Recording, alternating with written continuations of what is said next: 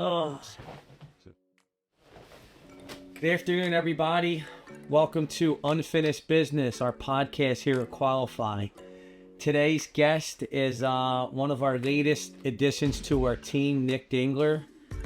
Nick, how you doing today? Excellent. Thanks for having me, Ed. I appreciate it. Welcome to the show. Appreciate you coming on and talking about your journey here so far at Qualify. So tell us a little about yourself, Nick. How old are you? You look like a pretty young guy. Give us a little background on yourself before. I'll do my 1 minute elevator pitch on There you go. So I'm only 25, soon to be 26 in a month, but I've been an entrepreneur my whole life, right? So dealing with people is really my niche. I love to talk to people, love to learn about their goals, and really love to just, what are they interested in? Because it's all different, right? Perspective is everything in life. Yeah. So the first thing I did when I was like 12 or 13, some adversity hit in my family. So I really was left no choice but to figure something out or be okay with nothing. So my first business was selling sneakers. Okay. I know it sounds funny. Not funny at all. You know my background. Yeah, I would wait in line for like 6-7 hours to get one pair of sneakers just to make $200. But at 13, that was so much money. $4 like $2,000. Right. So my first pair, eventually a year or two later, turned into like 40 or 50 pairs. I was able to start a clothing line next 3 years later, and then a second clothing line in high school. And you're a teenager. This was all before 17. Yeah. Wow, that's incredible. So then at the end of high school, something happened to where I got this little scar, and I stopped clothing. Right. Such a sticky situation. Okay. People get greedy, like to try to take from you, and I was almost lost my life from it. Wow. So it was a kind of a lesson learned, but then a perspective again. It was like, hey, this is possible when you're selling on the street, selling clothes to people. Like, little things can happen. So I moved up and eventually went to college. I didn't know anything to college, right? I didn't know what to expect, how to apply, what a score of a standardized test was, I didn't know what a GPA was. Let me jump in right here because you said a lot, okay, and you talked about some really interesting, I think very valuable and important things in your life. You jumped in pretty quickly. I was going with like, where'd you go to school? Okay. What was your last job? No, that's okay, totally. And you remind me a lot of myself with number one, just how fast your mind goes and how you think and process. I'm very much the same way. We do have more similarities than we think of our past. From not only from a business standpoint of hustling and selling on the streets and learning how to hustle and learning how to sell and conduct business and learning how to make money, earn money, learn an opportunity. But we also share in some kind of like tragedies with growing up with our parents and such. So you did speak through just like I do, talk really, really fast. But any parts of that you like to share that you feel maybe helpful or maybe some lessons learned that you had some adversity. You said at 13 years old? Yeah. At a very young age, which is almost too young to start dealing with adversity. But as we know, the adversity does shape us for who we are and what we are today. And it makes us, simply will make you a much better person with humility and just coming from when negative things happen in our life. Is there anything that you want to touch on or that you feel comfortable sharing about that? I don't want to go too personal. So everybody knows their parents are super important, and circumstances can happen where you lose your parents for temporary periods of time. And when you're left as the man of the house at 13, it's hard. But my lesson that took out of that is you're going to have to do something next, right? Whether it be sit on the couch under a blanket for the rest of your life, that's your decision. But failing is what I got out of it. I felt like a failure. I was like, I have nothing. I had nothing to do, nowhere to go. And I went to selling. That's what I went. At 13, you felt like a failure. Right. But I had high expectations for myself. I always held myself at a high standard, even when I was worthless, right? Like quote unquote worthless. Like I didn't have any background, didn't have a business before. I was only 13. You weren't worthless, dude. That was, I think, what we call head trash in our world. You may have felt down on yourself. Right. Maybe felt like you weren't doing exactly what you wanted to or what you were capable of. I think that's just life circumstances. I don't think you were worthless, but that was a little bit of how you felt at the time, right? Right. So failure came quick after that again. So I started a business, realized that, hey, you're not going to make every sale. You're not going to. So failure's so normal, especially if you're trying. It's how we learn, right? If you're trying to do something, you're going to fail. And if you're not failing, you're not trying. And if you don't continue to try, you might not succeed. You never know, like, have you ever seen that little picture, Ed, of the person hacking away at the diamonds, and the diamonds are right behind the wall, and then he turns away with the hammer because he's been digging for hours? And it falls. And he wouldn't know he's right next to the diamonds. Exactly. Right. He was an inch away. So you got to keep trying. That's through failure, through adversity. You have a choice, and a really good choice is to keep going. Interesting. So through high school, you were hustling, selling sneakers, you were making money. Things started going good for you in that aspect? Financially, but not in school. Like I was missing Mondays, missing Fridays. I wasn't the best student. My GPA was something I didn't know what it was. The advisor for college. You sure we're not related? Dude, the advisor for college comes up to me, no lie, and goes, "What's a GPA?"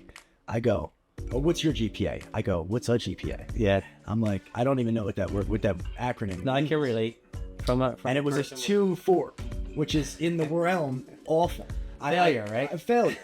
Right. So I don't remember doing an essay, anything like that. But like I was pretty successful because I had a lot of money in my pocket as a young person compared to other people.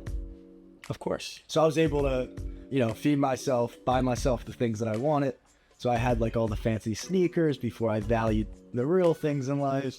Right, but you're starting to see opportunity and how to make money and how to become successful. A little bit of light, right? You see a little bit of light, and that keeps you pushing through, right? Fighting for that. Then you start to get starving for that light. Yeah. And that's the real, if you find that, could become an obsession, to say the least, right? A good obsession, right? Workaholic. It will, if you are an entrepreneur, this is my lesson. It will probably 99% of the time turn into obsession, but it's a beautiful thing. Yeah, listen, everybody doesn't have that same drive and that same willpower and commitment to be successful, right? I've trained a lot of salespeople in my career over the last 30 plus years.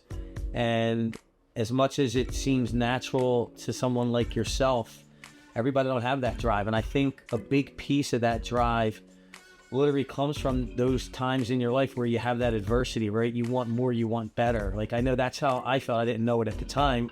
For those of you that know or may not know, I came from a very drug addicted family, both parents and sisters, my entire life, right? My entire child life and adulthood life till the day that God took both my parents, were heavily addicted to every drug out there. So, and obviously I always wanted to be a better parent. I always want to be better for my kids, to let them have more. I don't want to make this too much about me because I want to learn a little bit more about you, and I want to share your story with our audience. But, a lot of that shaped me, who I am, and my compulsive and workaholic mentality came from my parents and my upbringing. So we have a lot in common, in a lot of ways. But that drive that you have, I think, comes from, you don't even realize it, from your upbringing and the adversities that you went through, and you want more, you want that success, and you have to be willing to go after it and get it, right? Oh yeah. And can I ask you a question? I know this is not traditional. It's all good. You had a choice at one point. Like when adversity hit, you had a choice, right? And that choice might not have been the right decision the first time. And then there was 1,000 choices after that, probably. Life is every day you choose to be happy or not happy. You choose to go to work or not go to work. You choose to be lazy and sit on the couch, or you choose to get up and do something. And what I've learned is a lot of people struggle with that choice every day and that choice. But yeah, there's you're making choices every day, and you don't even realize it when you're that young, that are shaping your life. And when you get my age, a couple years older than you, Nick, at 25, but you start to really value people, relationships, these experiences, and your time here, because right, our time is limited, right? Nobody gets to live forever and do everything. So the best time is now to jump in and do the things that you want to accomplish and that you want to do with your legacy while you're here. You got a long way to go, only 25 years old, but I think you're off to a good start. Fingers crossed. And you can probably attest too, when you're making the decision and the choices, especially when they're big ones, you're not always certain in the outcome, right? You're still nervous, even 10, 20, 30, 40 years of experience. That's the makeup of an entrepreneur. We make mistakes. I've made a few mistakes here at Qualify. One on the marketing aspect, where I signed a 12-month agreement with a big marketing firm that I had total confidence in, that was a complete failure. And I had a history of a prior relationship going into that, which led me to the confidence to move forward. And I spent about $100,000 over a 1-year span in a contract, 1-year span, and the campaign was a complete failure. And again, you learn those valuable lessons. We learn from every mistake, and we continuously learn here every day. I continuously learn, but like you said, it's those little decisions you're making every day, and then just trusting and believing in yourself, right? My saying is plan B is make plan A work, right? Go back to the drawing board and get your grind on. Anything that you continuously work at and build on daily is going to snowball and compound in the long run. And you know, the most successful people, there's a lot of people, you know, in the world, millionaires and billionaires, that never went to college, never graduated college. So for guys like myself, with born with ADD and wasn't really the studious type and couldn't sit still in class, constantly fidgeting, constantly talking in class, constantly getting in trouble.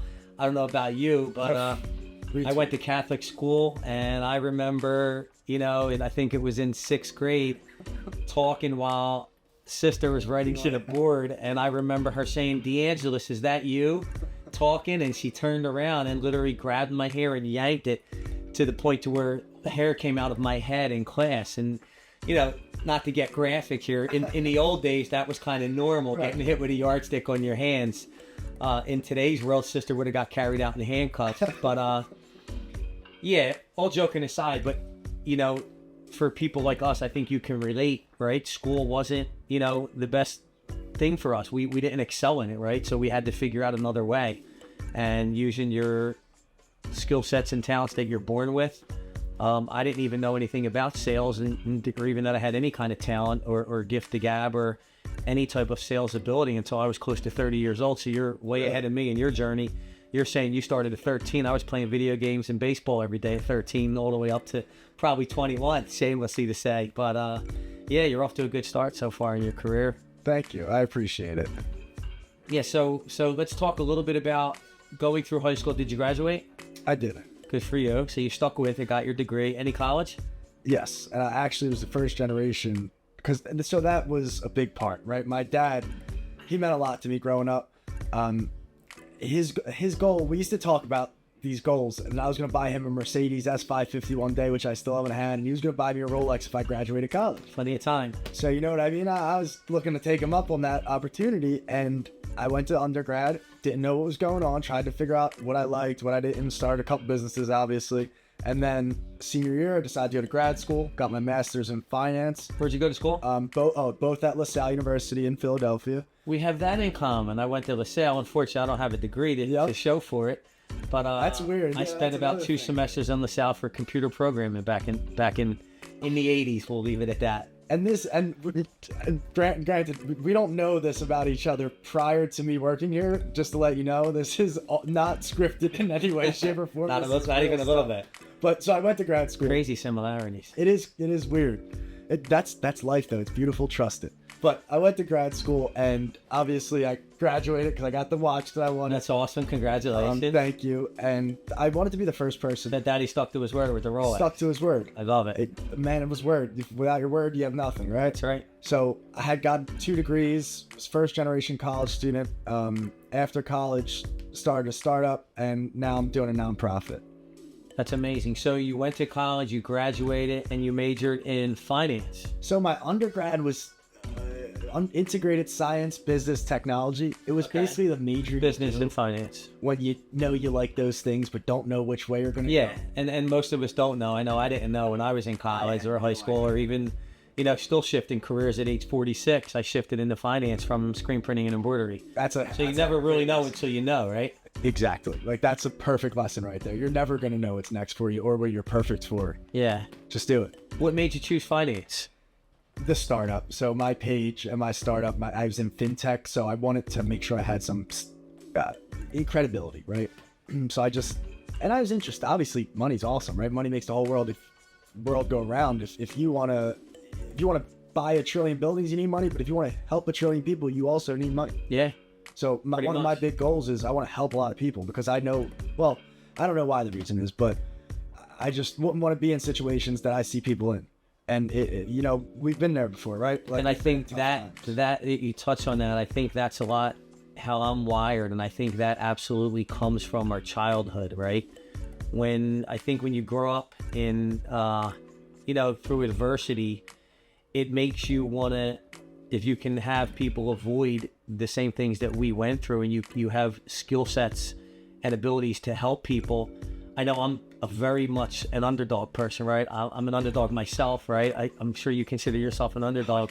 But more importantly, when you grow up like that, you root for the underdog, right? The Rocky Balboa story. And just like anything underdog, you always want to see, and I think America roots for the underdog. It is the American dream, right? Yeah. Like, coming, like my grandparents, my grandfather particularly came here from Italy, 1960s, at the age of like 15 or 16, and was working Italian market, you know what I mean? So I want to make sure generations later, like, look what we did in Legacy. look what we just did in 40, 50, 60 years.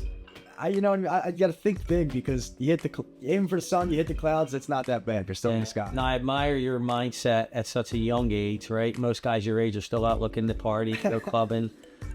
You're very, very mature, a little frugal, which I love too. Like, you watch your money, you're not out spending it as you make it, right? I think you inherited a little bit of that from your dad, who happens to be a very good personal friend of mine for like probably close to 30 years now, which is how obviously Nick came to me. His dad, John, actually worked with me at my screen printing embroidery company for years. Amazing person. I love your father. To this day, we're very, very good friends. And I'm sure he's been a great role model for you. I've seen how hard he works and his dedication and commitment to never accepting less. Yeah, and when he was in a bad situation, Eddie was the one who helped him out, like, with that opportunity. I don't even know if you realize that you're putting two and two together here. I honestly didn't realize it back then, that how much it meant to him. It was me just offering him a job when he needed it, but I didn't realize, like, because he mentioned that to me not too long ago, that I gave him a shot at life when he needed it, right? When he was down and out. So if I played a small catalyst or a small role in helping your dad get back on his feet, yeah, that makes me feel good, right? And that's exactly what you're talking to. When you grow up in our situation, you just want to do good, and you want to help people, and you want to bring people along. You want to give back, and that's all good stuff, right? So you should be really proud of yourself for 25 years old. It's amazing. Like I said, I wasn't there when I was 25, so to see you come so far and have goals and dreams and aspirations, right? The only thing I could think of was baseball. When I was that young too. But so let's talk about it. You graduated college, got a business degree in finance, business. You started a company. Your company was also in finance, right? It was some kind of fintech technology for financial advisors. Yep. You know, I guess you had some a little bit of challenges there, building and growing. It's not easy. Obviously, you know what business owners go through now. Exactly. So kind of how that maybe led you to your dad reaching out to me. Yep. You're also very disciplined, like we talked about. I said very disciplined. You have a nice little hobby, right? You're into martial arts of some sort. I almost forgot. Want to talk a little bit about that? How'd you get into martial arts? How'd I lose my 10th finger? I came to one of your fights at Marble Sports Arena, which is amazing. That is so funny. And we're looking back and realizing, like, we were connected years before. And that was before you even start working here. Yeah, like almost. Yeah, who would have known? Plus coming to your fight this before you. He's just coming because he wanted something to do on the weekend. And but I do Brazilian Jiu-Jitsu. I've been doing it for now 4 years, a little over 4 years. I'm a blue belt now outside at Balance Studios in Philadelphia. Shout out, by the way. Yeah, they gave me the opportunity to become somebody I would have never been without it. And I do that for discipline. I do it for discipline, and I do it as therapy. It's therapeutic. To me, I don't have time with just, like, a lot of people like us like to take a lot of people's problems and try to help, right? So that's our natural instinct. Our head can get overwhelmed, and we forget about ourselves sometimes. And I was able to realize that recently in the last couple of years or few years, and I resorted to jiu-jitsu. I put my phone down, I put life outside, I go on the mat, and I train for me. And it feels really good having something where I just do it for me. No, that's amazing, incredible. I love it. And I think your dad's super proud of you as well. We kind of joke around because you have the mind and the humility and the wisdom of like a 70-year-old. And we joke around. I know your dad wanted me and your dad telling you go buy a new car. You wanted to get your car fixed. You can share this. You keep your car with no payment. You know, very, very frugal and smart with his money. So I respect that. And I seen your dad do that when he was working for me. I seen him literally take 2 or 3 buses to get to work every day, and you know, getting back on his feet. And I never forget that. I admire that. And you have a lot of those same characteristics. I'm sure he's been a great role model, like we said. And it's just a breath of fresh air to see that. And then, you know, see you diving into jiu-jitsu. You and also Johnny Crawford, who's on our team, is also into martial arts. And another 30-plus-year-old that has the wisdom of a 70-year-old, talking a lot of philosophy. So I think our team here is really unique, like the makeup of everybody. And I love getting to learn about each other, not just as a business level, but on a personal level, especially you and I. We have so many likenesses and similarities in the way we grew up and how we're wired. Same school, which is crazy. That's crazy. Although I don't do jiu-jitsu. And Newman Goretti. Didn't you go to Newman? I went to Newman, graduated Newman. Yeah, that's the same high school. Yeah. It converted to Newman Goretti. Oh, sure. Just St. John Newman, yeah. Okay. All right, so let's bring it back to where we are. So your business, you came on with Qualify. Your dad asked me to talk to you. You wanted to, I guess, get a career started maybe? Yeah, so I also wanted to be under you. So like I figured out some of Eddie's history, and personally right now one of my goals is to be the best salesman ever. Like I want to be the best seller of all time. And whether that be teach people how to do it, I don't sell the course, right? But I want to, when I'm gone, people look back and continue that man sold, right? But you don't have to just sell sponges to people and make a margin. You can get involved in a business that actually helps people. Yeah. So I wanted to come to you because you're an incredible salesman, A, and B, because you really care about people. And I don't want to be under management that's like, oh, what are the numbers? The numbers this. Eddie is not like that. Well, you are not like that. Right? I appreciate the kind words. And well, I personally am very strict, like discipline myself. So if I see that, I just won't take advantage of the opportunity. And there is so much light at the end of the tunnel in this opportunity, and I'm like, I want to learn from them. I want to help other people, and this is finance. It's where I belong. So thanks for the opportunity too. No, well, thank you for joining the team and coming aboard. Right, you've been only here for a short period of time. Yep. First of all, thank you for the kind words. It's very much appreciated.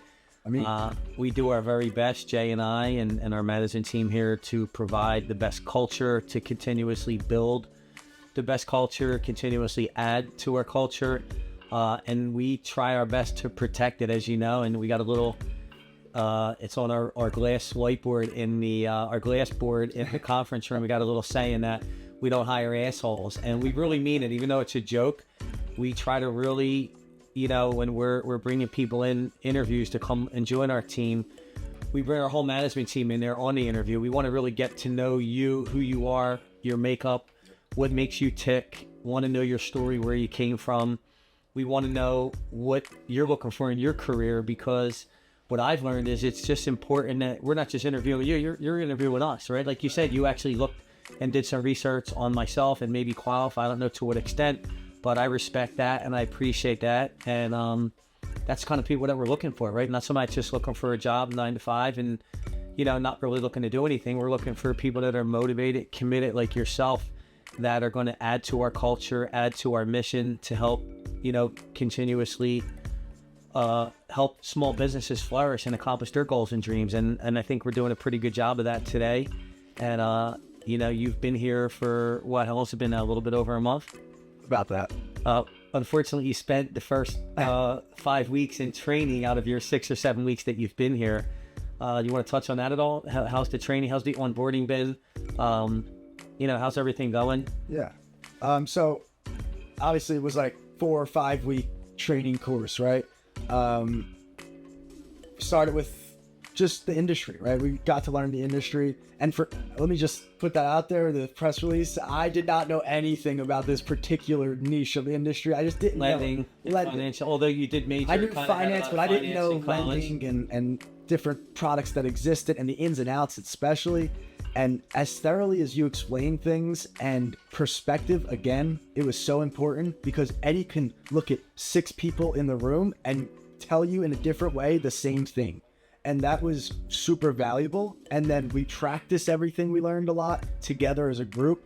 And training traditionally, my last job, they were, hey, go on the computer for 6 hours. And then once you complete, let HR know. And then we can move you. And I'm just like, it's taking us back to paying attention at school again. Right? What am I interaction, doing? Right. So at least they had a training class. A lot of companies, I hear from a lot of our current employees in the past that, Usually it's, here's your working papers, you sign on and you get 3 days worth of, here's some notes, some PDFs, hit the ground running, right? With no training, no onboarding, no structured process. And I'm supposed to memorize that and then be this excellent employee. But it's like, that's hard. When Eddie, it was like, hey, we were putting into play every day. And then we would, at the end of that 4th or 5th week, we would start actually, hey, role playing with each other. Like, hey, act like and we've spent weeks in that, like, hey, hypothetical role. And so we failed a bunch of times together. Absolutely. We're still failing. So I felt a lot more confident when I actually, hit the ground and started to get my feet wet and call potential clients.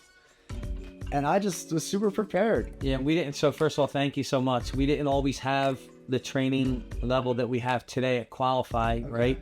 We used to hire, even at my prior company, before we were acquired in 2019, my old company in Verify, we would hire reps and do a quick 3, 4, 5 day training and then just let them learn as they go. Because I always thought that the best way to learn is to jump in, which it is. Right. But the learning curve of just jumping in and not knowing anything without the proper onboarding training, ongoing reinforcement training, what I started to realize, and that's why with Gia, we built out our training that I think is hands down the best in the industry, because my daughter Gia just graduated college, didn't know anything about, let alone finance, lending, industries, none of it. So she made me break it down to her, why she wrote our whole entire training manual for Qualify University, word for word, like what is a loan? What is a line of credit? How does it work? How does it help businesses, right?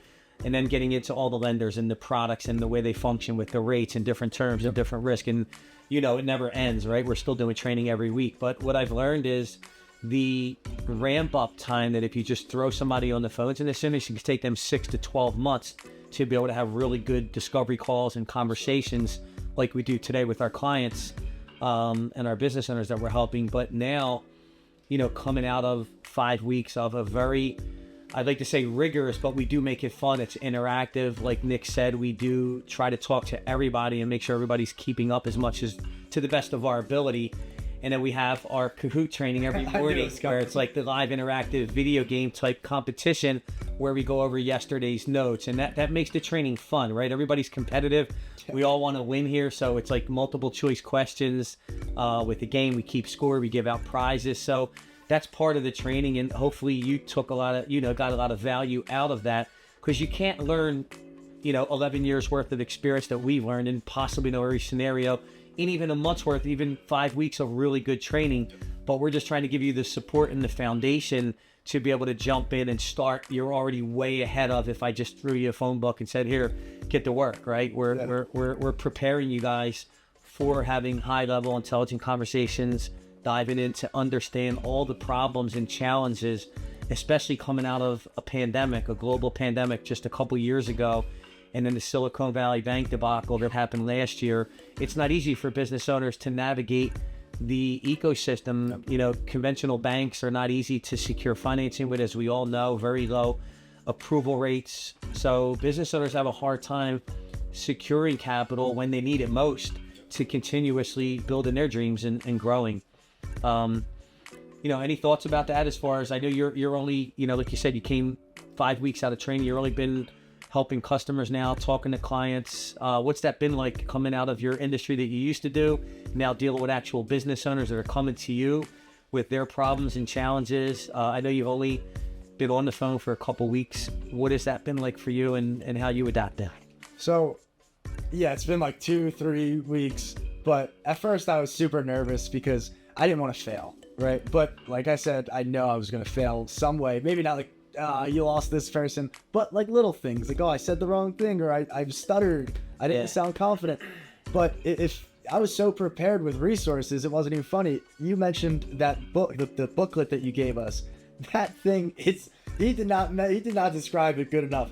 It is like this big, and it has every single little niche of lending, and then it has who we're dealing with and the potential situations and how to approach different scenarios. Like, there's so much in there that I have. Lenders, the products, the terms, the rates, every different option that's available. The language that you have, that you can potentially use, right? And I have that as a reference at all times. So, and I have Eddie as a reference at all times too. So obviously I'm still learning, but I feel I feel like there couldn't have been better training. Like, I feel like you really can't give somebody too much information, because someone's not just going to be able to swallow a book and be like, I got it in here, like, let's do it now. Yeah, it's not You're that going to easy. have to learn one way or another, whether it be talking or the product knowledge. But there's nothing I don't think you could have done better. Like, That's really refreshing. Thank you so much. Again, it was a team effort. It wasn't just me. It was Gia putting it together. It was a work in progress, right? Johnny helped. Jason helped. Again, we put that together because we want to provide our team with the best foundation to learn and basically speed up that learning curve from 6 to 12 months to 2 to 3 months, right? You've been here speaking to clients, already funded your first client the first week, right? And you have a couple deals today that may get funded. You've been working on a line of credit with a local company from right here in Westchester, which is awesome. And how do you feel right now? I feel like we got to get back to work. Can't do podcasts all day, No, right? I feel good. I'm excited. Like, I'm just a little anxious because I don't want to mess it up for Eddie, right? I don't want to lose him any business. Don't even sweat that. You're not messing anything up. You have to learn and hit the ground running the same way you're doing it. I never closed every deal. Nobody does, right? The best of the best fail. If you remember yesterday, Bryce Harper, our hometown hero, was 0 for his first 4 games. One of the greatest baseball players of all time was probably, 0 for 20? And what happened yesterday? 3 bombs. A grand slam, 2 home runs, a big Phillies win, and Bryce Harper's Bryce Harper again, right? So what do we learn from that, right? You have to fail to win, and the very best of the very best, the Bryce Harpers of the world, struggle. How do you think he was feeling going to yesterday's game? Oh, he probably 0 for 20 something, right? He was like, this season is not mine. And there you go. And the one swing of the bat, right back in it. The fans are right behind him. And I'm sure I missed the game. I didn't see it yet. I want to watch the replay, but I'm sure that was exciting. And that energy that we have as Philly fans, as the underdogs, like we call it, to see that happen is super exciting. And, you just don't give up and you learn from your failures, keep pushing through no matter how hard it gets. Well, I'm excited. Let's get after it. Me too. So I'm going to let you go. Thank you so much for doing this podcast so early in, only a couple weeks on the job out of training. The future's bright for you, Nick. I think you're going to do amazing. You got a great mindset and outlook. And if it wasn't for guys like you that aspire to be their very best, to want to be the elite, the 1%, like you said, you want to be the best of the best, I have no doubt you're going to get there. And anything I could do to continuously provide ongoing support, my door's open, Johnny's door's open, Jason's door's open, you know that, and you bring a lot to our team. Your experiences, we didn't even talk about your past job. You were managing up to 100 furniture, mattresses, mattress company, mattress retailers, right? And that had to give you a good little foundation for dealing with business owners, right? You were visiting these people in person. Yep. How was that? Before we jump out real quick, I was sitting there, man. Like, that was scarier. Honestly, that was Really? a little scarier. Much larger company, corporate. Yeah, very large company. I probably can say I was with Purple before, so they were in other retailers. I was in their wholesale department. Okay. I would go to the store and have to talk to whoever's sitting there and be like, "Hey, how's sales? Do you know how to sell our product? Are you?" But at first, I was so scared. Right. So But you had there was to learn, hundreds of and then you had stores. to eventually start educating your clients on your Yeah. specific mattresses, I guess. And then eventually, my presentations, they'd be like, "You're so young. Have you been in the industry for years?" I've been like, 2 months. And they're like, "How do you know all that?" I'm like, "I just get comfortable. I'm happy being around people." Then you That was put the it. work in. Yeah, that's that. At the end of the day, that's it. If You want to put be the work, successful, and you want your clients to be successful. output It's like, is going to equal input, right? That's it. You're going to get out what you put into it. well, hopefully that gave you a little bit of, more experience working with business owners as you're doing now on a daily basis, setting up Zoom calls and meetings and diving into the challenges and doing everything you can to help them. Hopefully we have enough resources, I'm sure we do, to help your clients, and continuously you provide a number one client experience for our clients, and the sky's the limit, man. My man. Good luck. I just want to add one thing. Go ahead. You can cut this out if you want, but as a man who helps people, can you just tell them where you're at last Saturday? Where were you at last Saturday? You don't have to add it. You can cut it out. Saturday, we was in Atlantic City with our church, Landmark, as a church from Ocean City, New Jersey, that I joined over the last 2 years, roughly, not even a full 2 years yet, that I really, I just love this church, just everything about it. The pastors, the people, the body, everything about it. It kind of inspired me to want to be a better person and continuously do better, to give back. So what Nick's referring to, we have a lost and found ministry that I joined about probably 5 months ago. And our ministry goes out into the streets in Atlantic City. And Saturday we were in Atlantic City feeding the homeless. And I took my daughters, one of my daughter's friends. And we also just opened it up to our sales team here. We talked about it in today's meeting. Nick actually was the first one that said he'd love to come next month. So, it's just a little way to give back. And we try to really implement that into our culture here, right? We're not just here to self-serve ourselves, but we're here to help business owners accomplish their goals and dreams. And if we're successful, we want to give back into our communities, to our people, anyone that we could lift up and help up. So that's just a little part of me that I recently started, embarking on this new journey, getting closer to God and living a Christian lifestyle and being the best person I could be.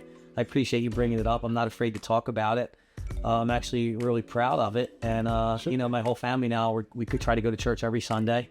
Make it actually, as much as it wasn't, in my whole life, obviously in Catholic school, we're in church every Sunday. We had to be there. Yep.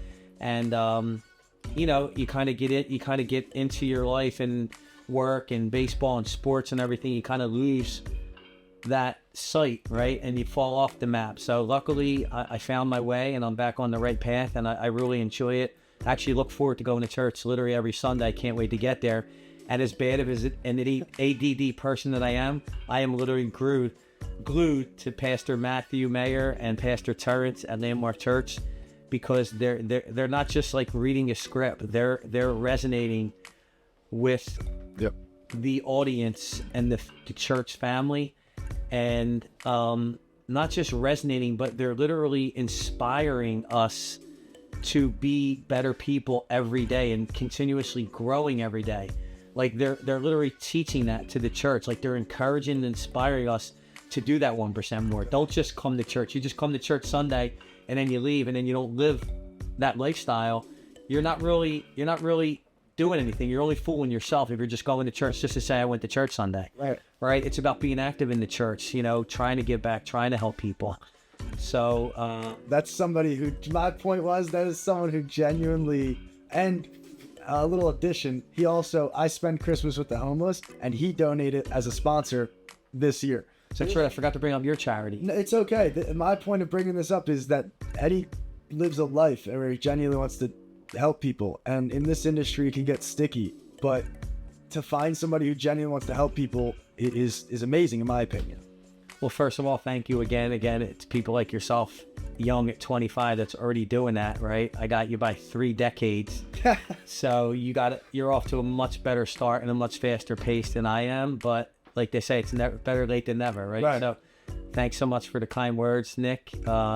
Continuously want to continue to grow, build together in every way. We do our best to also teach our sales team and our employees not just to be good salespeople, but how to be a good human, right? Because I think that makes up the whole big picture, right? It's not just about us. It's about, what we're giving back and how we're helping people. And that's what makes you feel good, right? We call it the gift of giving. It's like the best gift in life, right? When you truly help somebody and not looking for like something in return, it makes a big difference. And real quick, I don't want to shorten you. Your charity, it's something. I know we did the sponsorship with you for the hoodies.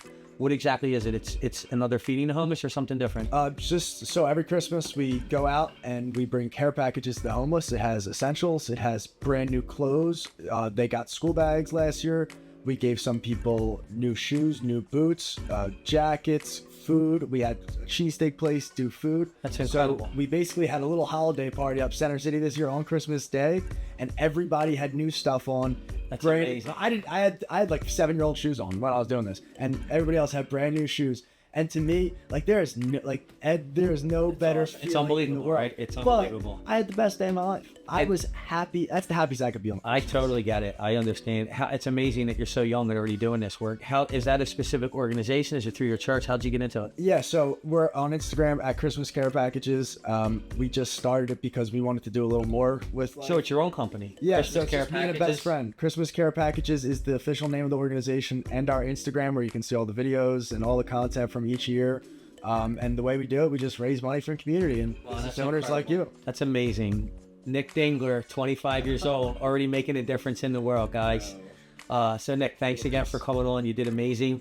Thank you. This was awesome. Thank you. We got so much in common, and I look forward to you building a huge career here and being a big asset to our team. Let's do it. Thanks so much. Yep.